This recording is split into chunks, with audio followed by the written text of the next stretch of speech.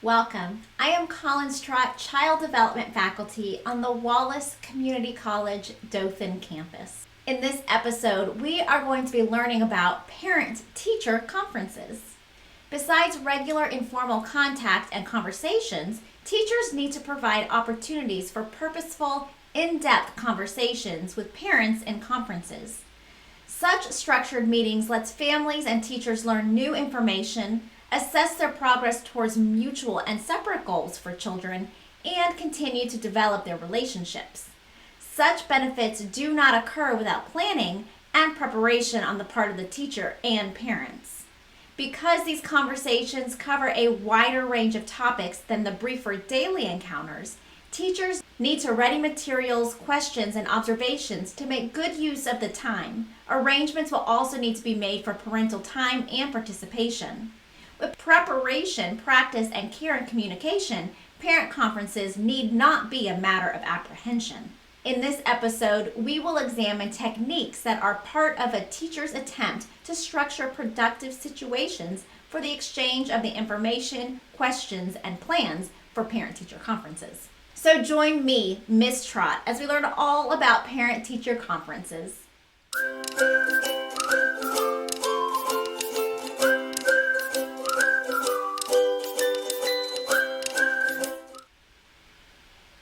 Casual conversations are extremely important, but the more formal arrangement of parent-teacher conferences offer additional opportunities for families and teachers to work as partners.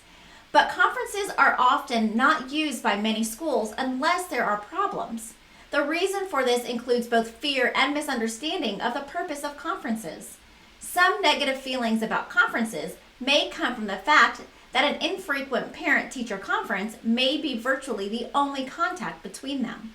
Ideally, a parent-teacher conference offers an opportunity for the free exchange of information, questions, and ideas, which can be accomplished best after a relationship is already established. Unfortunately, many parents and teachers view conferences as a last step in dealing with negative behavior. If it is assumed that parents and teachers meet only when behavior is a problem, no one can anticipate such a meeting with pleasure. It is important to hold regular parent-teacher conferences for several reasons, regardless of a child's age. Conferences provide an opportunity to examine the overall progress of a child in a detailed and organized way.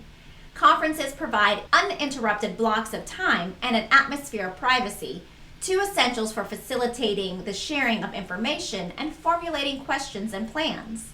The unhurried flow of conversation in a conference setting allows an exchange of questions and information that brief contacts at the beginning or end of the classroom day simply cannot. Lastly, conferences can provide an important basis for formulating future goals and working plans. To have a successful conference, it takes laying some groundwork through planning and the use of strategies. There are important components to successful parent-teacher conferences and groundwork needed.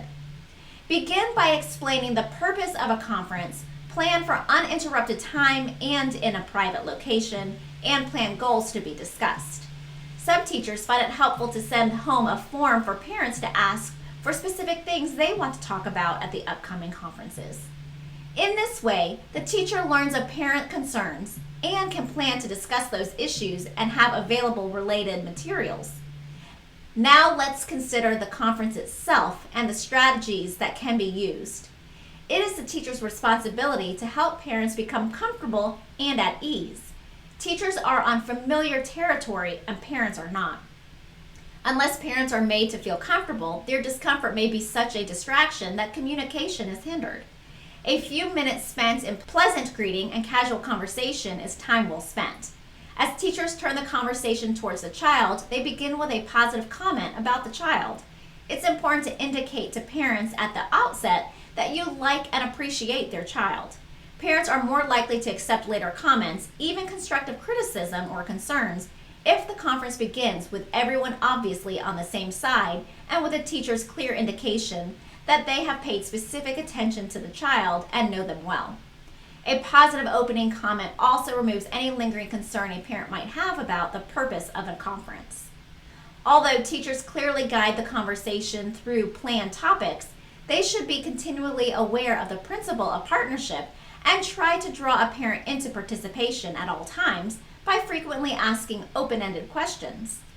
The use of questions will help a parent expand on a statement so teachers and parents can get a clearer picture. There is much to talk about when parents and teachers get together, but teachers must be mindful of the time pressures on busy parents and keep a conference to the scheduled time. If more issues arise that can be discussed in the allotted conference time, it is preferable to make a second appointment. As a conference ends, it's again the teacher's responsibility to summarize the main points discussed as well as any projected plans. Parents need to leave a conference feeling their time was well spent. A summary is to reinforce the discussion is useful. In addition to using strategies we discussed, teachers need to be aware of and avoid specific pitfalls. These include avoiding using technical jargon, avoid role of expert, avoid negative evaluations, avoid unprofessional conversations, avoid giving advice, and avoid rushing into solutions. When a teacher explains developmental progress to parents, they must be careful not to use educational jargon or technical terms that are not easily understood and could create distance between adults. Parents are not likely to listen to someone talking over their heads and are understandably reluctant to ask for clarification of terms. Teachers should be careful not to set themselves up as experts on any child. Such a stance prevents the growth of a working partnership. Many parents feel shaky enough in the business of parenting without facing a teacher who seems to know it all. To avoid the appearance of being a dogmatic expert, teachers need to be cautious about the phrases they use as they share knowledge. If teachers feel another could answer questions better, they might invite the administrator, psychologist, social worker, or co-teacher to join in the conversation. Contrary to what some teachers believe, when they confess their limitations, it tends not to demean them, but instead earns them respect in parents' eyes for their honesty. Knowing how closely parental self-esteem is tied to others' perceptions of their children, teachers must be sensitive to avoid the appearance of being critical or negative about a child's capabilities. Certain keywords trigger defensive feelings in parents, and parents who feel defensive are unable to communicate and cooperate fully. When teachers merely describe specific behaviors, completely adhering to facts and foregoing the temptation to add their own interpretation of factual observations, parents are left to draw their own conclusions. This offers objective information without implying evaluation or criticism. Teachers have the responsibility to help parents think positively about their children, and negative judgments are simply not useful. Any parent would react emotionally to hearing these. Parents need teachers who can offer realistic and constructive, not destructive comments. Teachers need to be sure a conversation remains professional, although warm, and centers on the adult's common concerns related to the child. Teachers must never discuss other children and parents in a conference with other parents. To do so would make parents question if their own conversation is confidential. When parents turn a conversation to personal matters not directly related to their children, teachers need to make it clear that their only role is to listen supportively if the parent needs to talk, and then refer them to a community expert if the parent seems interested. It is easy for teachers to make the error of giving unasked for advice to parents. Teachers may see a need and have a fairly good idea of what could help, but advice from others is seldom effective.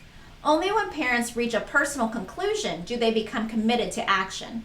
Just because a parent mentions a problem, a teacher should not conclude that the parent is asking for a solution to that problem. Teachers should remember that time spent helping parents find their own best solution is time well spent enhancing parental competence and avoiding disrupting a relationship or partnership. Another easy error for either parents or teachers is to feel that all problems must be solved and conclusions reached during a designated conference period. Changing behaviors and understanding is a process that takes time and cannot be artificially rushed to fit into a brief conference. Teachers' awareness of their roles as professionals may help them avoid these pitfalls. Communicating about difficulties stretches teachers' abilities and parent emotions. It is vital that teachers do considerable planning by making a series of observations, reviewing notes and documentation, listing strategies and what-ifs, perhaps even role-playing with a director or coworker to try different responses of parental reactions. Planning for delivering difficult information must be done as with much care. As in all conferences, teachers will start with sharing positive information. During the conference, teachers need to focus on identifying the concern they share with the parent for the child. It is important that teachers already have laid some groundwork in previous conversations. The concern should not come as a complete surprise to the parent. It is vital for teachers to say that they are not being critical, but just responding what they have seen and clearly citing specific classroom incidents and behaviors and what has been tried so far. A non-judgmental stance is crucial. It is important for teachers to emphasize how what they are seeing affects the child.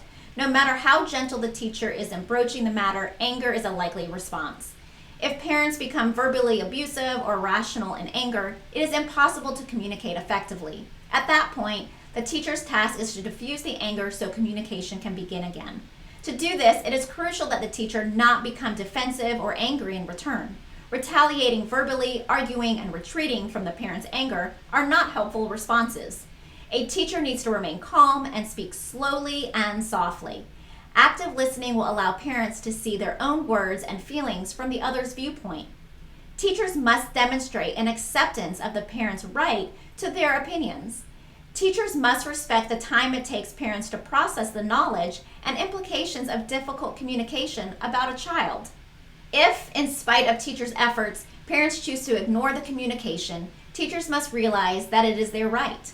Sometimes parents need to hear concerns and recommendations several times before they are able to act on them. Denial, for at least a little while, is a healthy coping strategy, enabling the parent not to become overwhelmed by pain. It is also important that teachers not become overwhelmed by guilt, disappointment, or frustration with parents who do not immediately respond and act on their children's behalf. Teachers must remain available to continue supporting and documenting the concern. Now, let's review what we've learned. Parent-teacher conferences provide time for parents and teachers to talk privately. Considerations of all aspects of a child's overall development, opportunities to share information about particular interests, needs, or problems that may concern either parents or teachers, and opportunities to formulate goals.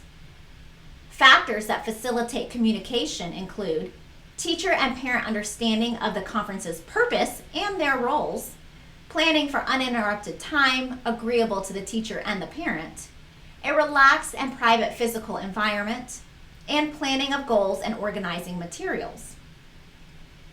Strategies for a successful conference include the teacher taking initiative in putting parents at ease, a positive beginning and ending, give and take in conversation facilitated by a teacher's question and reflective listening, and summarizing of areas discussed and action to be taken. The pitfalls to avoid in conferences can include overly technical terminology or jargon, playing the role of an expert, negative or destructive evaluations about a child's capabilities, unprofessional conversation about others too personal or taking sides, giving advice either solicited or not, and trying to solve all problems on the spot or trying to force agreement. Difficult conferences require pre-planning and consideration of presentation, sensitivity to parents' responses, and active listening. That wraps us up for this episode. You can learn more about this topic by reviewing the resources posted in your course. As always, if you have any questions, please contact me or your instructor. Thanks for joining me, Miss Trott, as we learn all about parent-teacher conferences. See you next time.